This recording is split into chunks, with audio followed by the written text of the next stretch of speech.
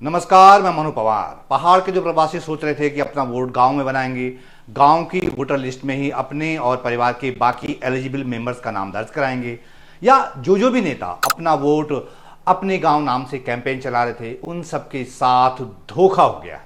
बहुत बड़ा वाला धोखा। और धोखा कैसा? वो ऐसा कि केंद्रीय चुनाव आयोग ने साफ कर दिया है कि वोट केवल वहीं बन सकता है जहां आप अभी रह रहे हैं। मुख्य निर्वाचन आयुक्त ज्ञानेश कुमार ने यह बात क्लियर कर दी है और सारे मीडिया में उनकी खबर छपी उनके हवाले से। उन्होंने कहा कि पात्र नागरिकों को केवल उन्हीं निर्वाचन क्षेत्रों में मतदाता के तौर पर अपना पंजीकरण कराना चाहिए जहां वे सामान्य तौर पर निवास करते हैं, न कि उस स्थान पर जहां उनका मूल निवास है। तो यह बहुत क्लियर हो गया। निर्वाचन आयोग के हिसाब से उत्तराखंड का मूल निवासी होने का मतलब यह नहीं है कि आप कहीं भी रह रहे हों तब भी आपका वोट पहाड़ में ही बनेगा। इसका मतलब यह हुआ कि जैसे मैं दिल्ली में नौकरी कर रहा हूं, यहां अगर मैं रेंट पे रह रहा हूं या अपना फ्लैट लेकर भी रह रहा हूं, भले ही मेरी बाकी फैमिली उत्तराखंड में पौड़ी गढ़वाल जिले में अपने गांव में रहती है, लेकिन ऐसा नहीं हो सकता कि मैं अपने मूल गांव का वोटर बन जाऊं। मतलब मूल निवासी आप भले ही उत्तराखंड के हों, लेकिन अगर नौकरी दिल्ली में कर रहे हैं, रहते दिल्ली में हैं, तो दिल्ली का ही वोट बना सकते हैं, उत्तराखंड का नहीं। मुख्य चुनाव आयुक्त ने तो बाकायदा उदाहरण देकर समझा दिया। उन्होंने कहा कि आप सामान्य रूप से दिल्ली में रहते हैं, लेकिन पटना में आपका घर है, तो आपका वोट पटना में नहीं बल्कि दिल्ली में पंजीकृत होना चाहिए। तो जो पहाड़ के लोग दिल्ली, नोएडा, गाजियाबाद, गुड़गांव या इससे बाहर कहीं भी रह रहे हों, अगर वहां की वोटर लिस्ट से अपना नाम कटवाकर अपने गांव की वोटर लिस्ट में दर्ज करवाना चाहते हैं, तो चुनाव आयोग ने उनके लिए दरवाजे बंद कर दिए हैं, उनकी हसरतों पर पानी डाल दिया है। इस तरह चुनाव आयोग ने उत्तराखंड में बड़े नेताओं द्वारा चलाए जा रहे बहुप्रचारित मेरा वोट मेरा गांव अभियान की हवा निकाल दी है और भविष्य में एक बड़े राजनीतिक असंतुलन की नींव डाल दी है। तो इसका मतलब यह हुआ कि उत्तराखंड में आगे जो भी चुनाव होने वाले हैं, खासकर 2027 में जो विधानसभा चुनाव होने वाले हैं, उनमें उत्तराखंड में रह रहे बाहर के लोग बहुत अहम फैक्टर होने जा रहे हैं। उदाहरण के तौर पर आपको समझाऊं तो कुछ समय पहले बीजेपी ने उत्तराखंड में जो 9 दिन का बिहार दिवस मनाया था, वो यूं ही नहीं मनाया था। उसका मकसद अब समझ में आ रहा है। बिहार के मूल निवासी जो कि उत्तराखंड में काम कर रहे हैं और वोटर लिस्ट में उनका नाम चढ़ चुका है या आगे चढ़ाया जा सकता है, अब ऐसे तबके उत्तराखंड के चुनाव में बहुत निर्णायक भूमिका निभाने वाले हैं भविष्य में। वो यहीं के वोटर होंगे, यहीं वोट डालेंगे।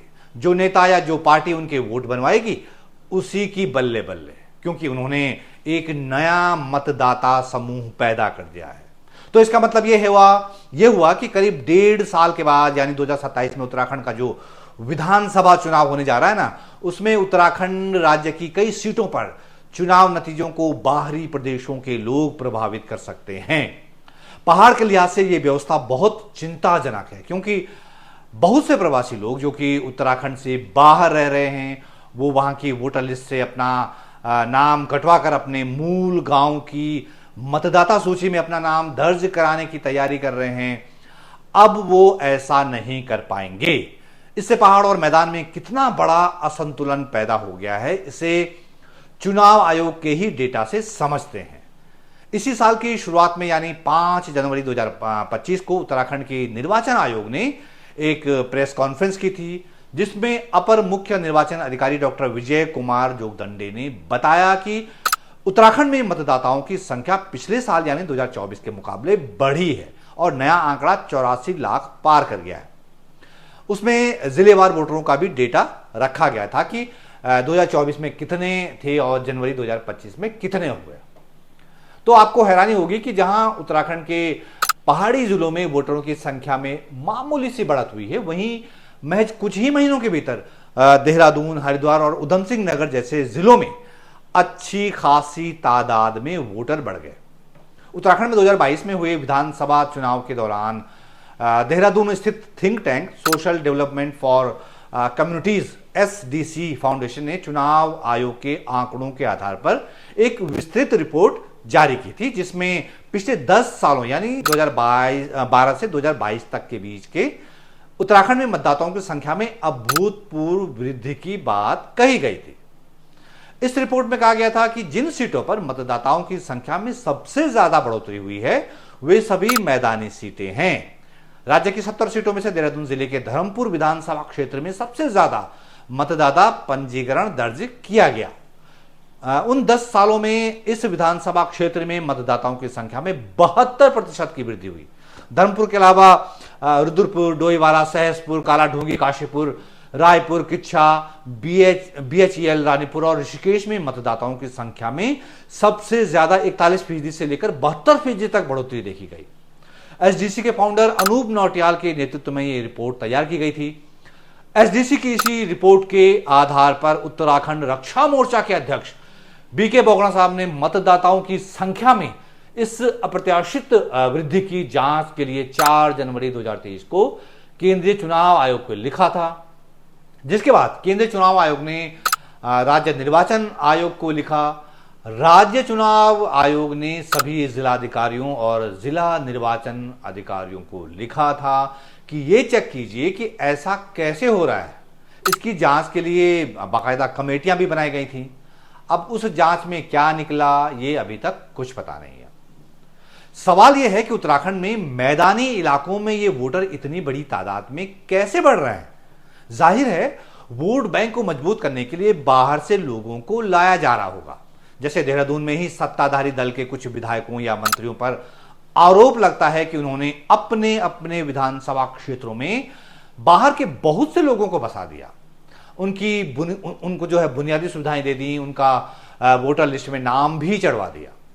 तो एक तरफ आपने बाहर से लोगों को लाकर उन्हें उत्तराखंड का वोटर बना दिया है, और दूसरा उत्तराखंड के जो प्रवासी अपने गांव में अपना वोट बनवाना चाहते हैं, अपना नाम अपने गांव की वोटर लिस्ट में दर्ज करवाना चाहते हैं, उनका रास्ता आपने बंद कर दिया। समझ में नहीं आ रहा है कि उत्तराखंड में मूल निवासियों को अल्पसंख्यक बनाने के इस खेल में कौन कौन शामिल है। और सबसे हैरानी की बात तो यह है कि एक बॉर्डर स्टेट में यह सब हो रहा है, सीमावर्ती राज्य में यह सब हो रहा है। यह तो बेहद चिंताजनक बात है।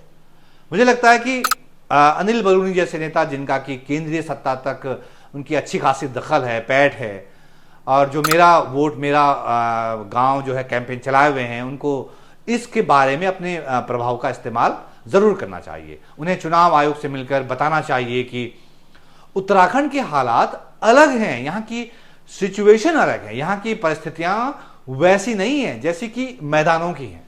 अपना वोट अपने गांव वाली जो उनकी पहल है वो रिवर्स पलायन की दिशा में एक रचनात्मक पहल है। अभी हमारे सामने प्राथमिकताएं हमारे गांवों को बचाने की है, हमारे पहाड़ को बचाने की है।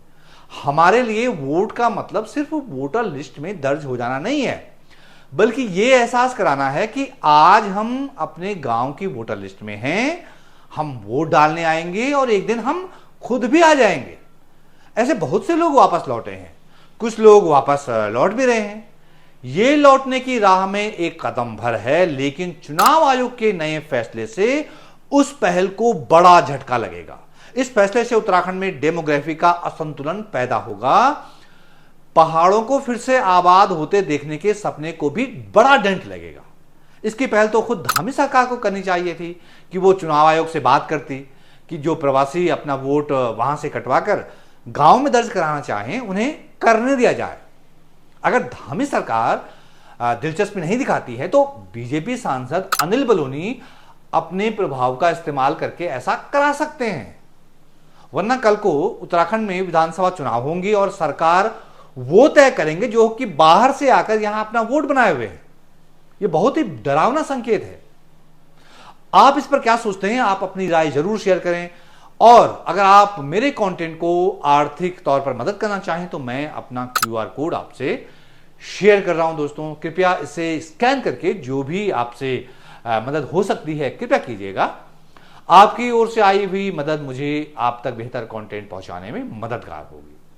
तो जाते जाते उन व्यूअर से एक निवेदन जिन्होंने की वीडियो पूरा देख लिया है लेकिन अभी तक चैनल को सब्सक्राइब नहीं कर पाए हैं, कृपया फटाफट कर लीजिए और बेल आइकन पर भी क्लिक कर लीजिए ताकि मेरे हर नई वीडियो की सबसे पहली नोटिफिकेशन आपके मोबाइल फोन पर टन से बज जाए। तो मुझे उम्मीद है कि यह वीडियो आपको पसंद आया होगा। आपसे अपेक्षा है कि कृपया इसे अपने परिचितों, अपने मित्रों तक भी पहुंचाएं। बात दूर तक जरूर पहुंचनी चाहिए दोस्तों।